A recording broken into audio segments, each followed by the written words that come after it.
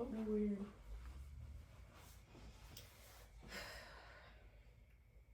Okay. Let me wash my hands. Hi, I'm gonna be a nurse today. I'm Abby. Can you give me your name and your date of birth? Miguel Martinez, January 17, 2003. Okay, can I look at your wristband? Yes, ma'am. Alright, perfect. So the first thing I want to go over, the doctor ordered us to do a head-to-toe assessment, okay? Is that okay with you? Yes, ma'am. Perfect. So I want to go over your vital signs first. Your BP was 118/76, your heart rate 68, and your respirations were 18. Is that baseline for you? Okay. So the first thing I want to go over, I want to look at your appearance and everything. You look very put together. You're well dressed, well groomed, everything like that. And can you tell me, do you know where you are right now? Yes, I'm at the hospital. Okay, and you know your name? Yes, Miguel Martinez. Okay, do you know who the president is? Donald Trump. Okay, and then do you know the year we're in? 2025. All right, perfect. Shoot, oh, the pen.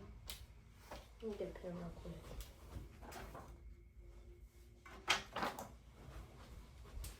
Write all that down, sorry about that.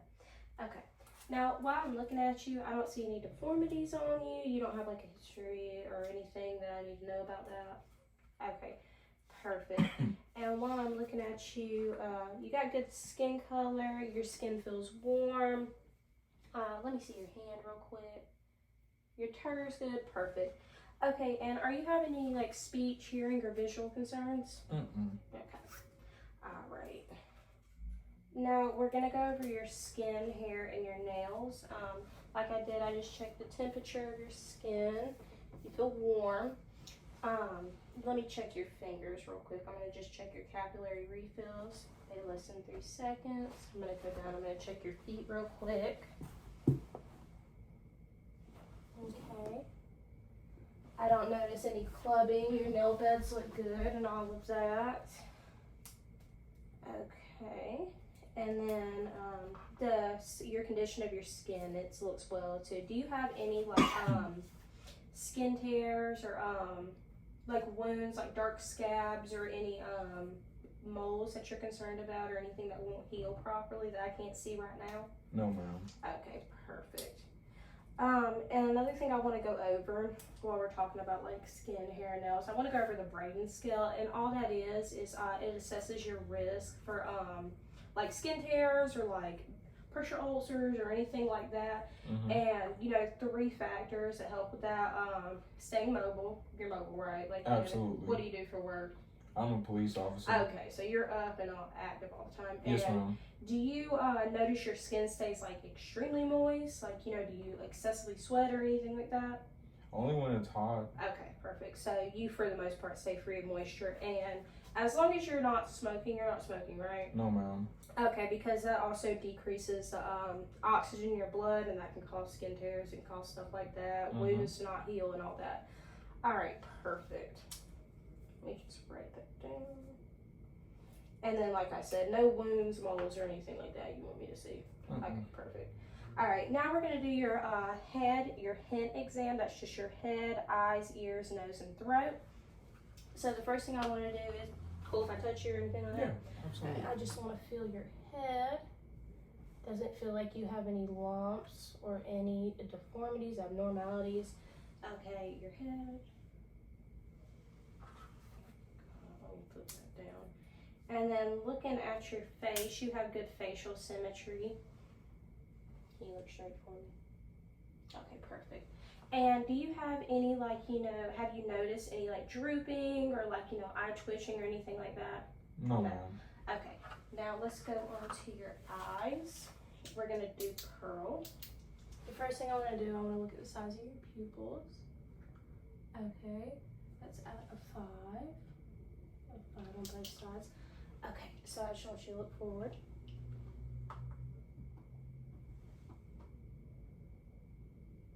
Okay, and those decrease to a 2. Your pupil size looks good. Round out of 5, it decreases to a 2 milliliter. And now I want to do accommodations. So I just want you to look at this head on, and then I want you to look at that wall over there. So look at that. Now look at the wall. Look at this. Look at the wall. Okay, you have good accommodation. That just means your pupils get smaller when you look at something up close, and then they get farther when you look at, or they get bigger when you look at something farther away. Okay. And you said you didn't have any, bitching problems, no twitching, nothing like that? No, ma'am. Alright, perfect. Now I just want to look at the symmetry of your ears, look straight. Now what we do here, we take the tragus right here and we put it as long as it meets your eyes, and that's normal, that's good. Let me come around on the other side. Okay, that's normal. And do you have any trouble hearing, anything like that? Notice you can't hear things as well? Okay. I just want to do a hearing test real quick, and I'm just going to stand a little far back and whisper 3 words, and I want you to repeat them to me. Okay. Okay. Hot dog, chicken, bacon. Hot dog, chicken, bacon. Yes. Okay, now I'm going to come over on the other side.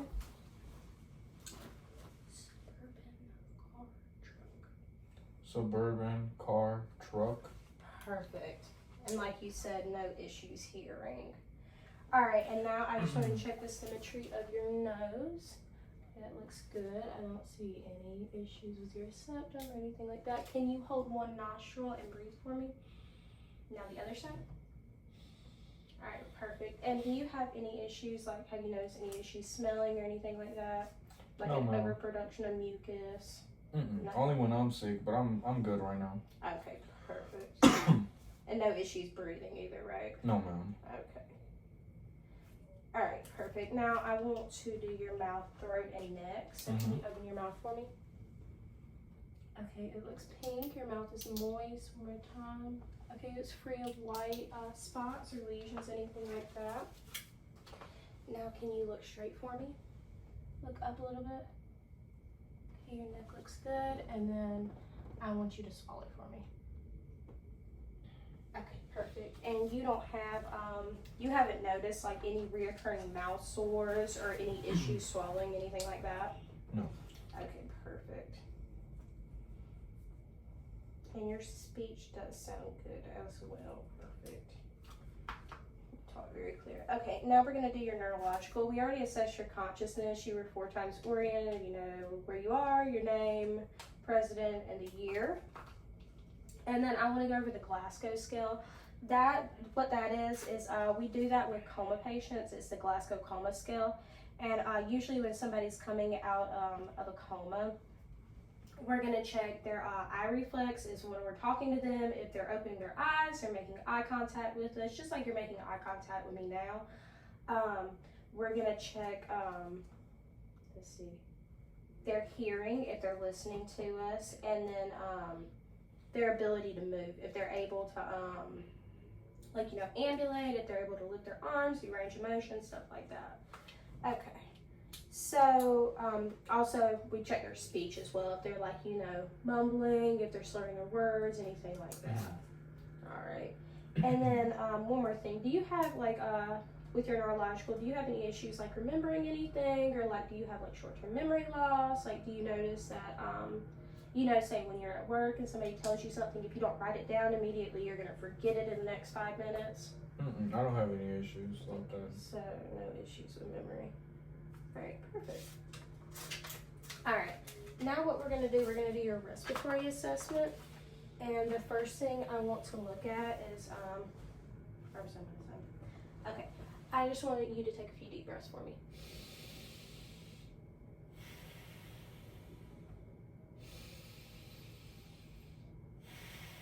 Alright, perfect. Your chest raises at a symmetrical pattern and all that, and now I'm just going to check your breath sounds. We're going to do 4 anterior, which is the front, 4 posterior, the back, and then 2 laterally, okay? Okay.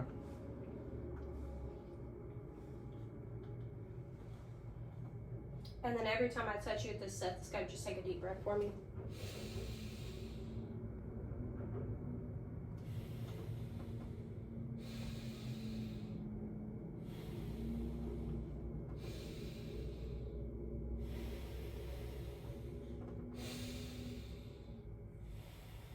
Okay, Okay, now place this arm on top of your shoulder. Deep breath.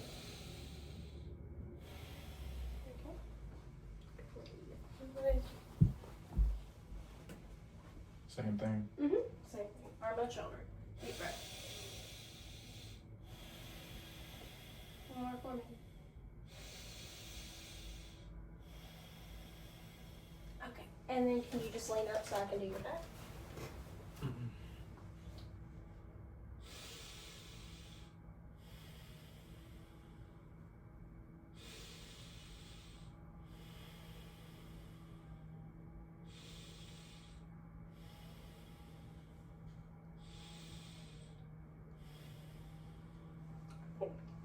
I didn't hear any extra sounds.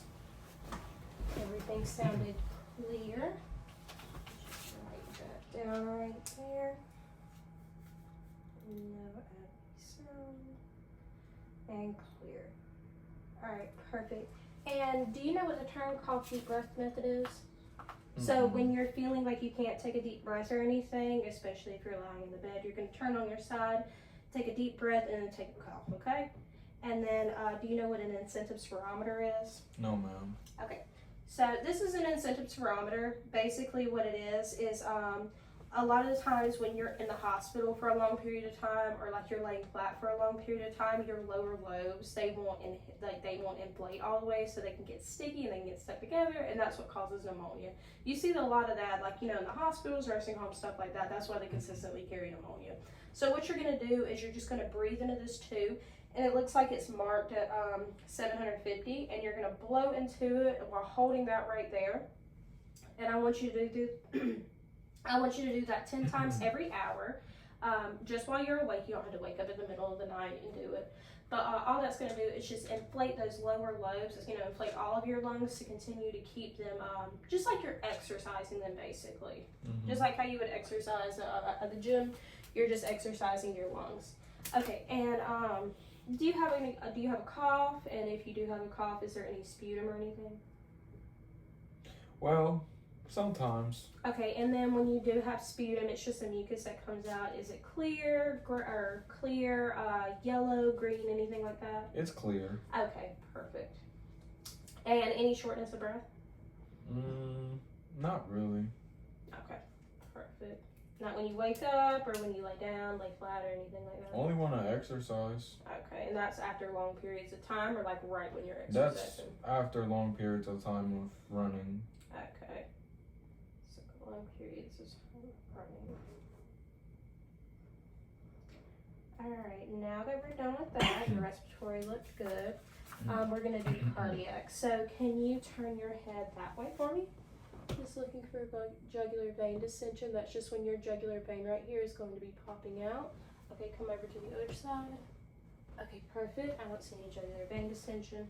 Now, what I want to do is I want to do your physical assessment before we do your, go back in with the stethoscope.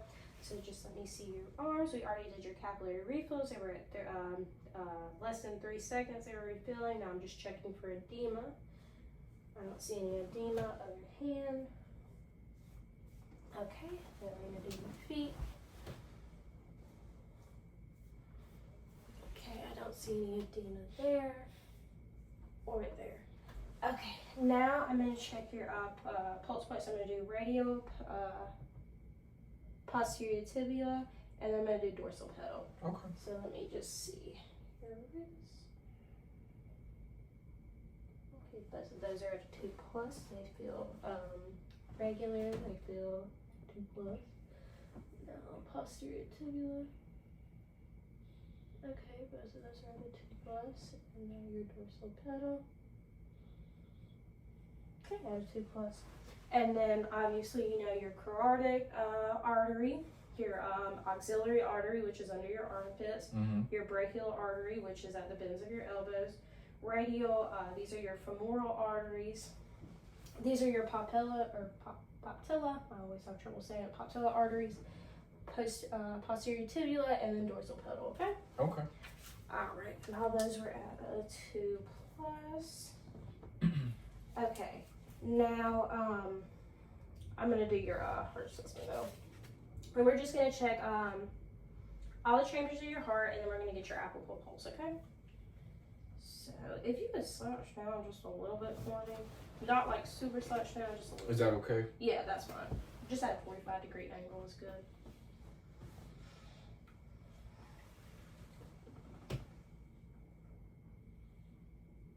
Okay, that's your aortic. That's your cause. That's your pulmonary. That's your herbs.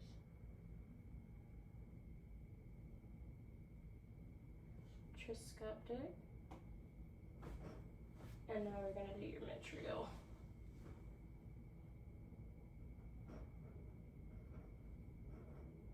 Okay, and now we're going to check your apical pulse. I'm just going to count this for a full minute.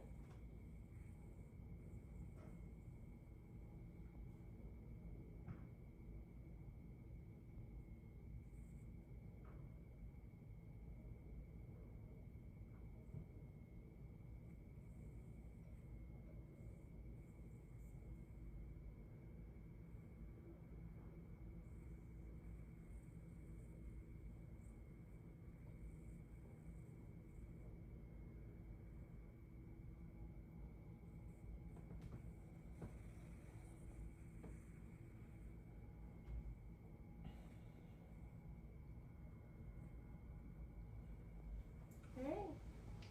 I got 78 for your apical pulse.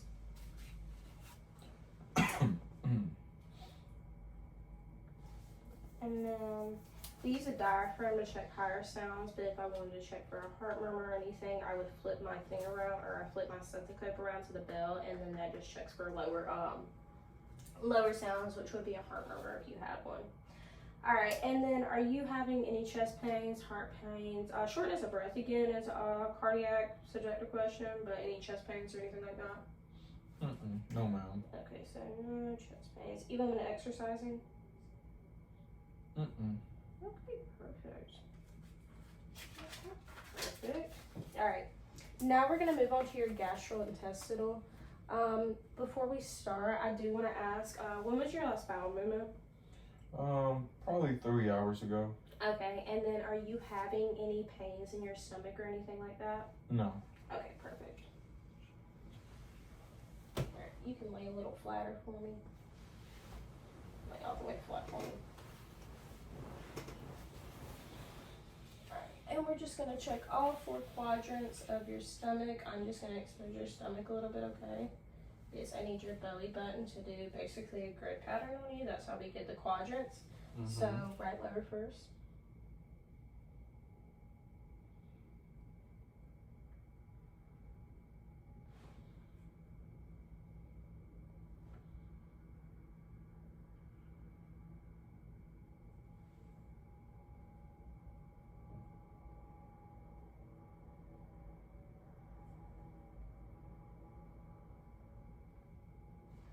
Okay.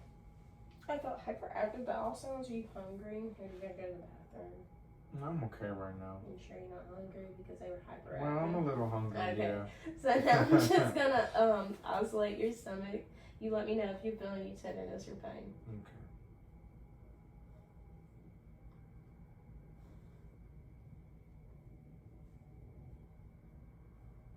Any tenderness or pain? Mm-mm. Alright, perfect. So are you having any troubles, like, you can sit back up. Are you having any troubles going to the restroom when you do? Is it like painful? Are you like constantly having diarrhea or anything like that? Okay. Not at all. So, and you said your last bowel movement was 3 or 4 hours ago? 3 hours ago. Okay, so 3 hours. Okay, perfect. Now we're going to do your musculoskeletal assessment, and if you could sit on the side of the bed for me, just like this. The doctor wanted us to check for your upper, your elbow, and your forearm. And, let's see, can they see me? Okay, they can't see me. Okay, upper, your forearm, and your elbow. Okay. Okay. What we're gonna do is flexation is going like this, so we're bending, and then extension is going like this, and then I want you to do, no, not hyperextension. So flexation, then no, extension, then flexation. Sorry. Okay. So, flexation, extension. Okay, now with resistance, flexation, flexation, go up. Okay, now come back down. Okay, perfect. Strong. Okay. Okay, flexation up, extension. Okay, flexation. God, I want to break my wrist. I apologize. Okay, extension. Okay, now we're gonna do your wrist. We're gonna do supination is up, pronation is down. Okay. Okay. It says supination, then pronation.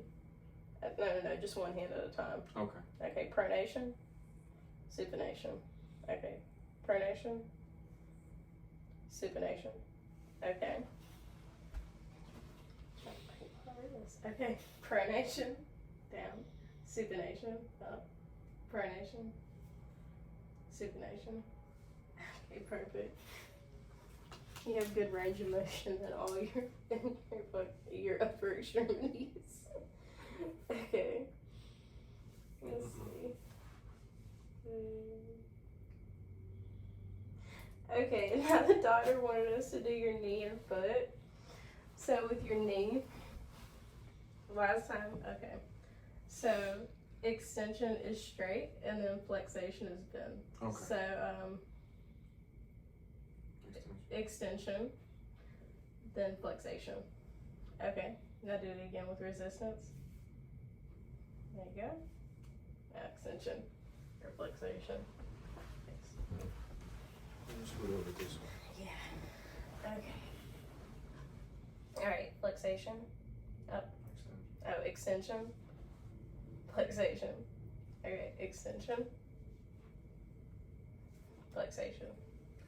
Alright, perfect. Now we're gonna do your ankles. Or your feet, not your ankles.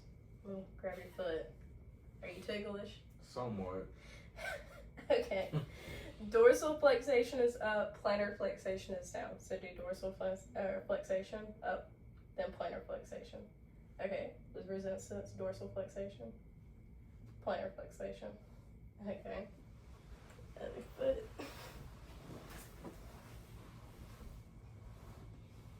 Okay, dorsal flexation up, plantar flexation down. Okay, dorsal flexation, plantar flexation. Yeah. Okay. Okay. Now we're gonna do your what is that called? Your genitourinary. I don't think I'm saying that right. It's your genital area. With our with our head to toe, we would talk about catheters. And as for a male catheter or Foley catheter, there's multiple types, but I want to talk about a Coude catheter.